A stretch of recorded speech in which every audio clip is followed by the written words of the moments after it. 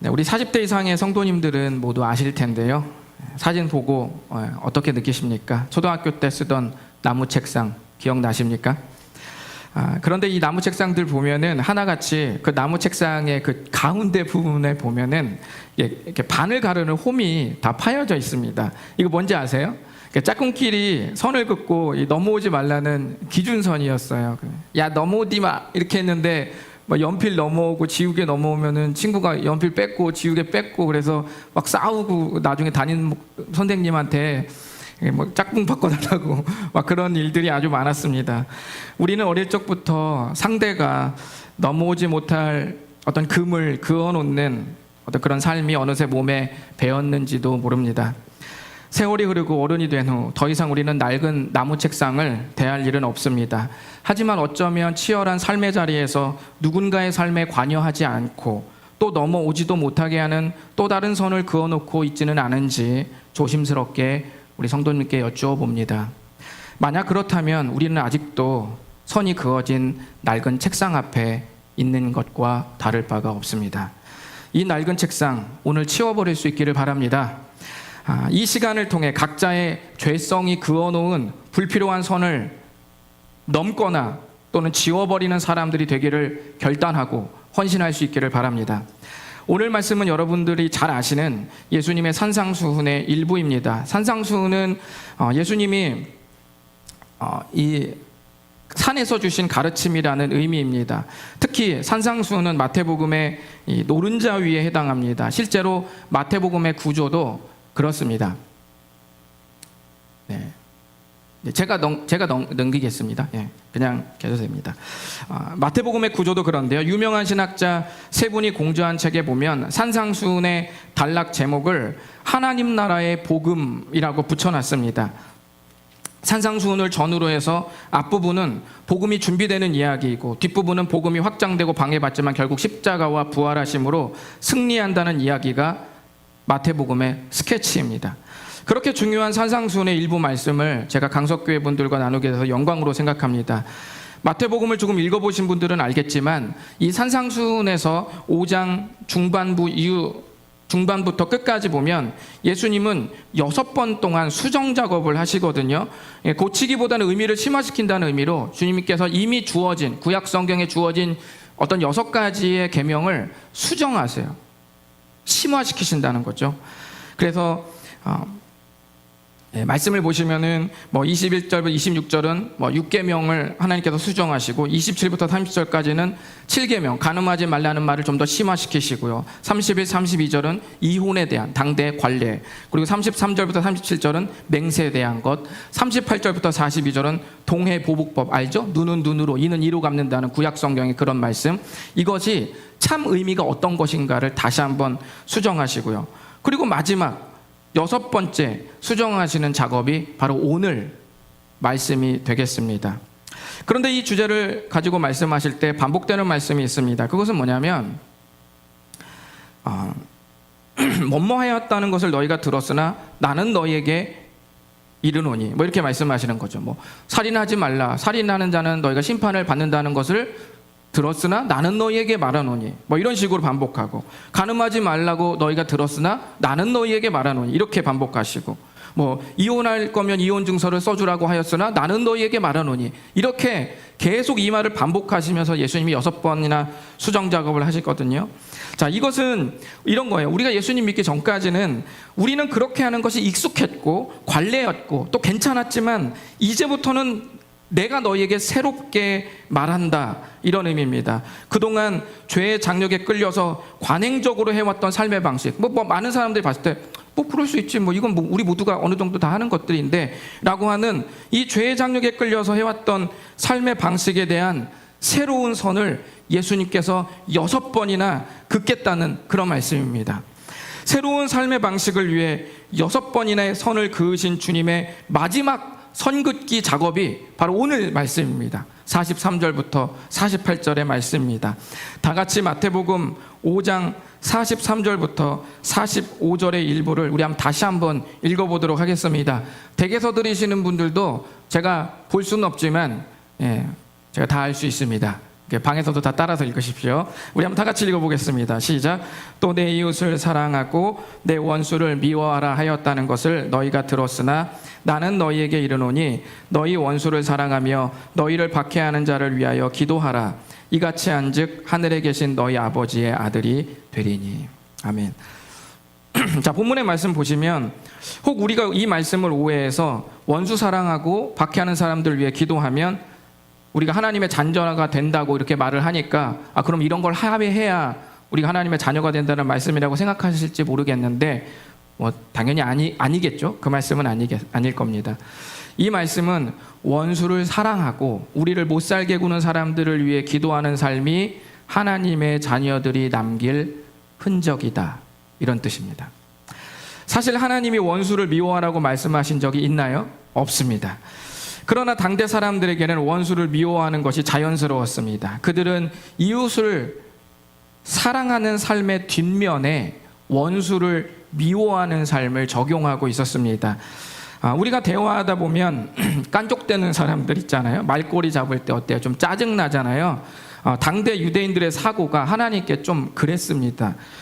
제가 아는 어떤 아버님이 아들이 하도 말을 안 들어가지고 이 가슴을 치면서 속이 상해서 아이고 이런 썩을 놈이라고 이렇게 말을 욕을 했더니 아들이 하는 말이 아버지 그래도 희망은 있다고. 제가 썩을 놈이지 썩은 건 아니잖아요. 뭐 이렇게 답변을 했다고 해요, 아버지한테. 뭐 그런 의미 아니잖아요.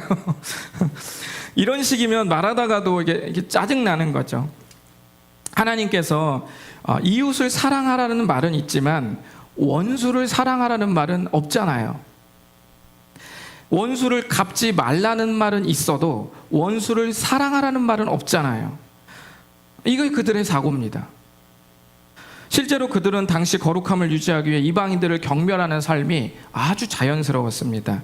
그들은 모세 오경을 오해했습니다. 이 노릇을 어찌하면 좋을까요? 예수님은 새로운 삶의 경계를 위해서 두 가지 경계선을 허물어 버리십니다. 자, 첫 번째 어떤 선을 허무시냐면 그릇된 관계의 선을 우리 예수님이 지워버리셨습니다. 우리 45절을 보면은 이렇습니다. 다시 한번 보시면요. 이같이 한즉 하늘에 계신 너희 아버지의 아들이 되리니 이는 하나님이 그 해를 악인과 선인에게 비추시며 비를 의로운 자와 불의한 자에게 내려주심이라. 45절을 어떻게 이해해야 할까요? 하나님께서 해를 비춰주실 때 악인과 선인에게 차별을 둡니까? 그렇지 않습니다. 착한 사람 더 이렇게 비춰주고 나쁜 사람 계속 그늘 속에 가두지 않죠. 하나님의 해는 악인과 선인에게 차별 없이 동일하게 베풀어집니다. 해를 비춰주시는 그 동안에는 악인과 의인의 구분을 두지 않습니다. 제 얼굴이 검은 것은 하나님께서 특별히 해를 더 비춰줬기 때문에, 피부가 하얀 분들은 하나님이 그만큼 해를 막아주셨기 때문에 그런 것이 아니라는 말이죠. 또 단비가 내리는 동안에는 그 비가 내리는 그 비는 의인과 악인의 구분을 두지 않습니다. 하나님은 우리를 위해서 공정함을 무너뜨리지 않으셨습니다. 하나님에게 있어서 특정인을 배제시키는 부당한 경계선이란 존재하지 않습니다. 하나님은 죄에 대한 경계선은 명확하세요. 아주 분명하십니다. 그러나 은혜를 베푸는 데 있어서는 모두가 그 은혜를 받을 수 있도록 그 선을 충분하게 여유를 넓게 이렇게 두고 기회를 주십니다.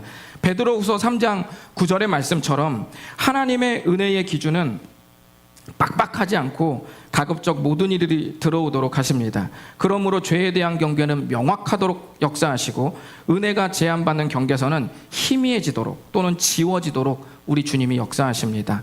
하나님께서 말씀하신 해가 비추고 비가 내리는 비유는 우리가 이웃과 원수에 대하여 어떤 경계를 두어야 하는지 깊이 고민하게 합니다. 저마다 우리가 생각하는 원수의 리스트가 있습니다. 거기에는 우리의 남편이 들어갈 수도 있고요. 내가 모르는 어떤 그 사람들이 들어갈 수도 있습니다.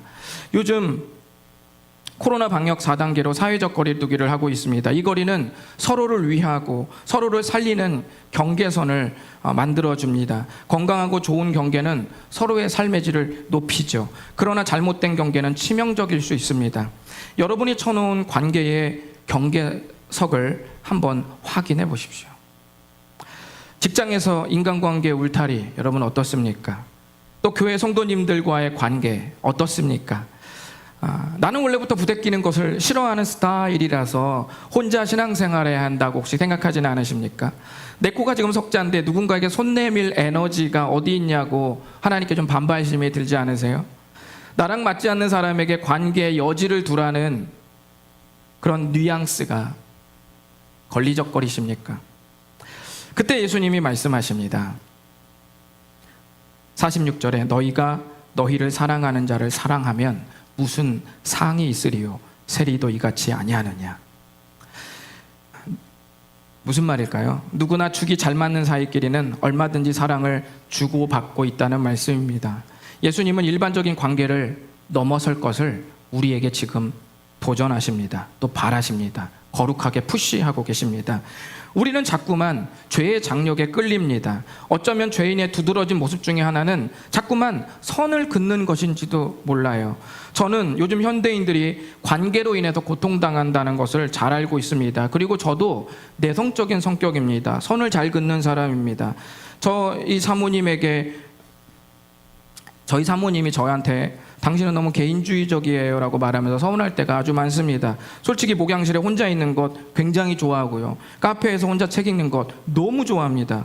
그럼 내 방식대로 내 스타일대로 그냥 관계를 좁히거나 넓히거나 깊거나 얕거나 하는 것이 모든 기준을 내가 갖게 될 때 과연 행복할까? 또 그렇지도 않습니다.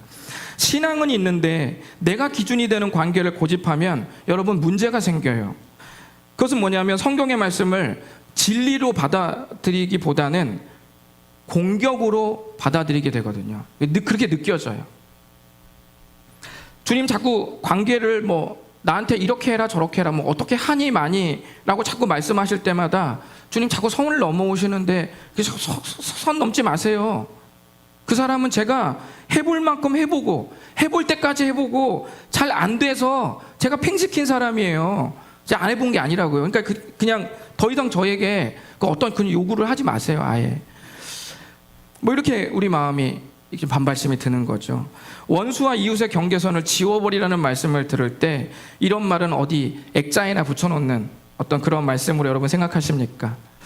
여러분이 원수 같은 사람이라고 여겨서 쳐놓은 그런 관계의 벽들, 경계선이 예수님에게는 없을 수도 있습니다.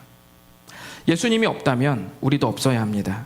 그 경계선은 수정이 필요합니다. 이 말씀을 들으시는 분들 관계의 경계선을 한번 점검해 보시고 혹시 그릇된 관계선이 있다면 빠른 시일 내에 관계를 바로잡는 대공사가 시행되기를 진심으로 기도드리겠습니다. 여러분 마음속 원수의 리스트가 이웃의 경계로 넘어오는 거룩한 범람의 역사가 일어나기를 진심으로 바랍니다. 우리 두 번째로 하나님이 허무신 경계선이 하나 더 있습니다. 그것은 행위의 경계선을 지워버리셨다는 것입니다.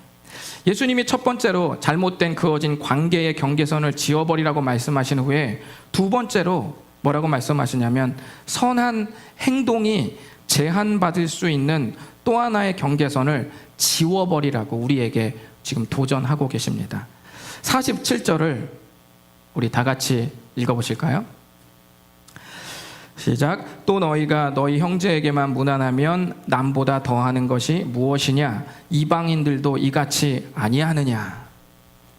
자, 이 말씀은 누구에게 한 것이냐면 나름 잘 믿는다고 자부하는 사람들을 향해서 주님이 지금 풍자하고 있습니다. 47절을 제가 좀 리얼하게 풀면 아마 이런 의미가 될 것입니다. 너희들이 정말 하나님을 믿지 않는 이방인들을 개처럼 생각하고 원수처럼 경멸한다면 좋다. 그런데 어쩌니? 너희들이 경멸하는 그 원수 같은 이방인들도 너희들이 하고 있는 친절과 인사 정도는 다 하고 있는데 너희들이 그들과 뭐가 더 나을까? 우리 예수님의 풍자입니다. 일명 거룩한 돌려까기인 셈이시죠. 결국 이 말씀은 그리스도인들이 하나님의 나라를 위해서 더 해야 한다는 말씀을 우회해서 더 강력하게 표현하신 거예요. 여러분들은 이 말씀을 들을 때 어떻습니까? 뭔가를 더 해야 한다라는 말씀을 들을 때 여러분 지금 마음이 어떠세요? 요즘은 어떤 액션을 취하라는 그런 말씀 또는 뭔가를 더 해야 한다는 그런 말씀을 들을 때 피곤해하는 분들이 많습니다. 오히려 그런 말보다는 이런 말을 하나님께 듣고 싶어 합니다. 또는 사람들에게 듣고 싶어 합니다. 지금 이대로도 괜찮다고 말해줘. 아무것도 하지 않아도 지금 그대로도 괜찮다고 말해줘. 그리고 괜찮지 않아도 괜찮다고 말해줘. 이런 말을 여러분 듣고 싶어 하시죠. 얼마든지 말씀을 드릴 수 있습니다. 그런데 이것 하나는 좀 짚고 넘어가겠습니다. 우리가 이런 말씀을 피곤해하는 이유, 뭔가를 더 해야 한다라는 하나님의 어떤 남보다 더 하는 것이 뭐냐라는 이런 말씀을 들을 때 우리는 부담이 되고 피곤해하는 이유 중 하나는 뭔가를 더 하라는 그 말씀이 하나님께 나아가기 위한 자격으로 생각하실 수 있거든요. 그런데 그렇지 않습니다.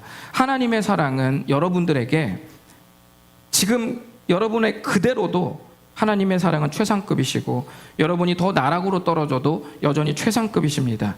우리가 1,000번제를 드린다고 해서 하나님이 감동해서 숨겨놨던 사랑을 2배로 더 부어주시는 것 아니고요. 우리가 주일날 오전에 스마트폰 켜고 가로무대 해놓고 그냥 누워서 베개 비고 TV 같이 보면서 그리고 예배 드린다고 하나님이 괘씸해서 하나님이 준 사랑을 다시 빼앗는 그러는 것도 아닙니다.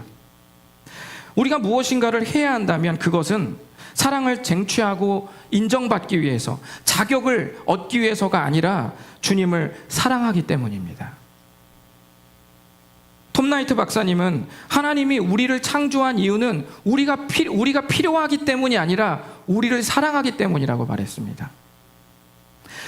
예수님께서 말씀하신 이웃과 원수의 비유에서 이 원수라는 이 대상은 여러 의미가 있을 수 있고 여러 의미로 적용해 볼 수 있습니다. 관계든 신앙이든 물질이든 용서든 또는 분노이든 간에 그런 것들이 어떤 그런 것들을 우리가 허용하는 마지노선을 상징하는 말이 원수일 수 있습니다.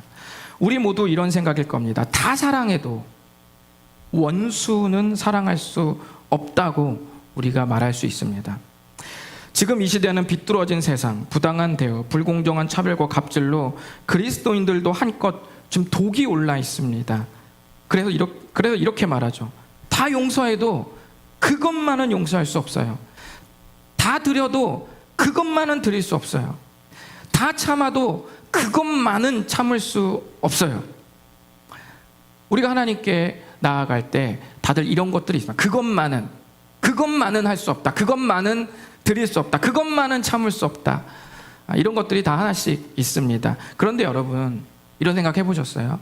만약 하나님께서 우리에게 말씀하시기를 야, 내가 너희들을 정말 너무너무 사랑해서 다 줄 수 있지만 아들만은 줄 수 없다 라고 말한다면 어떻게 하시겠습니까? 그러나 하나님은 로마서 8장 32절에 우리에게 이렇게 말씀하셨습니다. 자기 아들을 아끼지 아니하시고 우리 모든 사람을 위하여 내주시니까 어찌 그 아들과 함께 모든 것을 우리에게 주시지 아니하겠느냐. 여러분, 남보다 더 해야 한다라는 말은 이런 의미입니다. 하나님의 사랑이 우리에게 부어졌을 때 절대로 줄 수 없는 아들을 주셨다면 그 복음이 우리에게 부어진 삶을 산다고 자부하는 사람들이 바로 우리인 것이고, 더불어서 절대로 줄 수 없는 아들을 주신 하나님의 내어줌의 성향이 우리에게 나타나야 한다는 말씀입니다. 그게 남보다 더 해야 한다는 의미입니다. 적어도 아직 성숙하지 못해서 우리에게 남보다 더 하는 마음이 또는 행동이 안 들거나 안 나타날 수 있습니다. 그렇더라도 최소한 그런 삶을 지향은 해야 하지 않을까요? 그것만은 할 수 없다는 행동의 경계선이 나를 꽉 막고 있는 이상 성령님의 도우심을 받기도 쉽지는 않을 것입니다.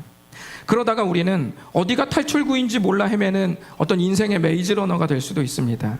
혹시 이 설교를 듣고 이 말씀을 듣고 낯선 한 외부 강사, 목사의 한 이 말씀을 듣고 그럼에도 불구하고 가슴속 분노가 치밀어 올라서 아무것도 할 수 없다. 아니, 나는 아무것도 하지 않을 거다. 김경성 목사님이 말씀하셔도 나는 하지 않을 판인데 외부 강사가 말한다고 나는 할 수 없다. 나는 절대로 나는 하지 않을 거다.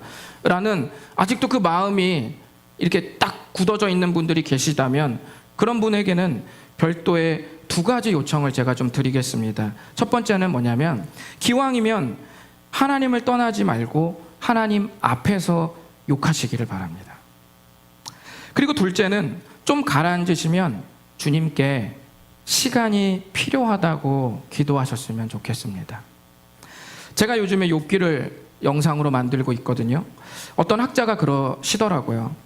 일부 설교자가 욥기 1장, 2장을 다루고 상장부터 하나님이 다시 등장하시는 38장까지 그냥 통으로 그냥 딱 한 편으로 만들어 버린대요. 왜냐하면 근데 보통 그렇게 다 하시는 경우가 많이 있는데 이 학자분은 결코 그렇게 하지 말라고 합니다.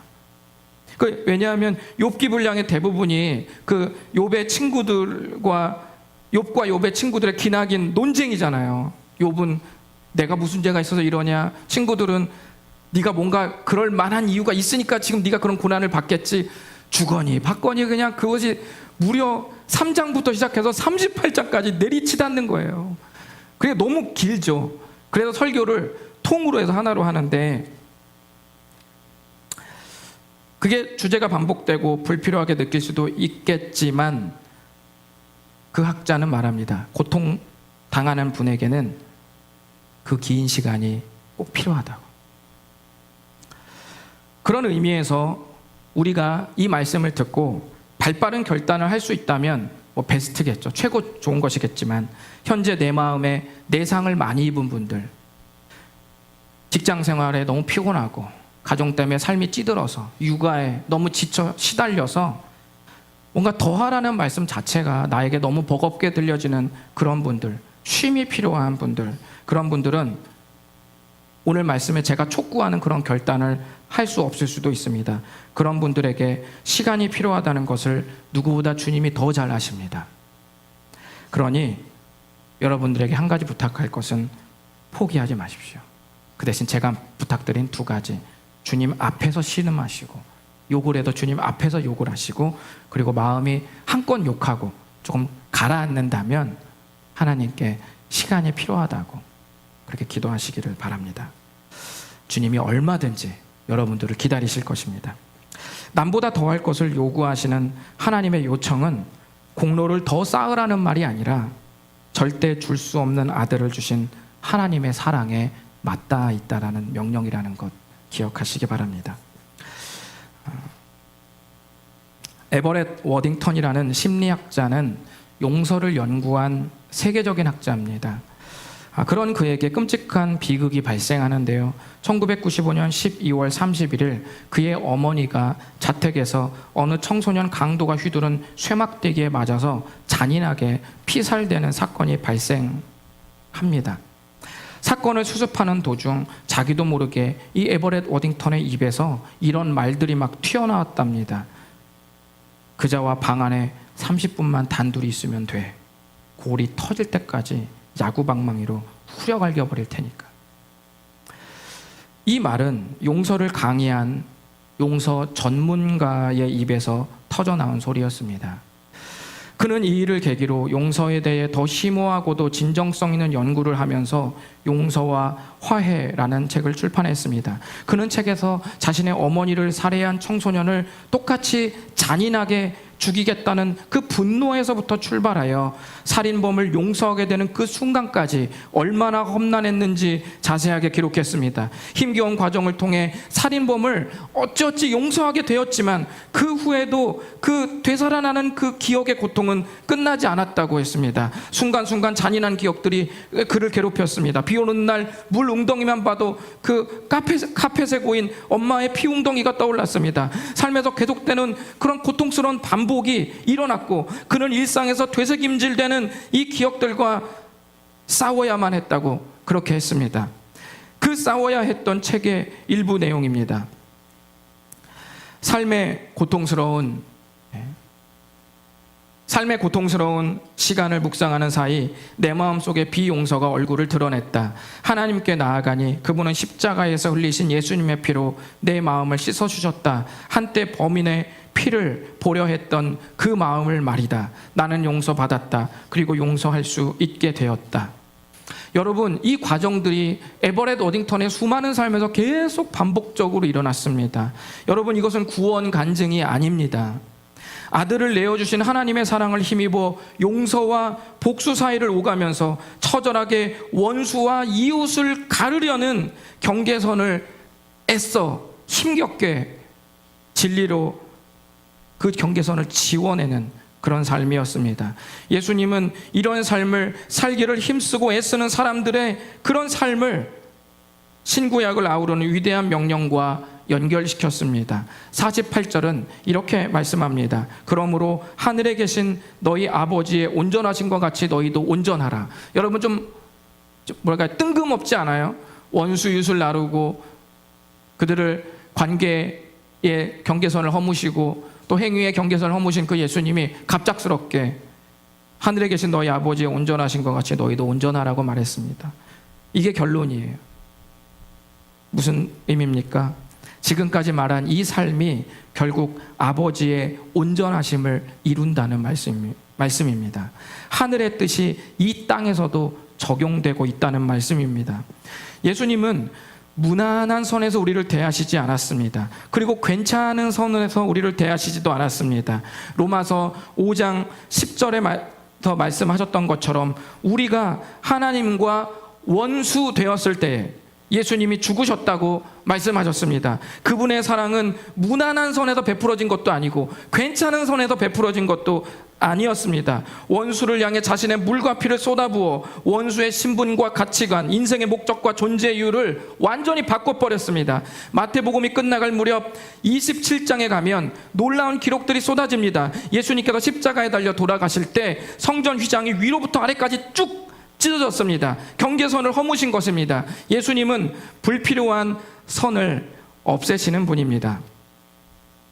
우리에게 필요한 선이 있다면 그것은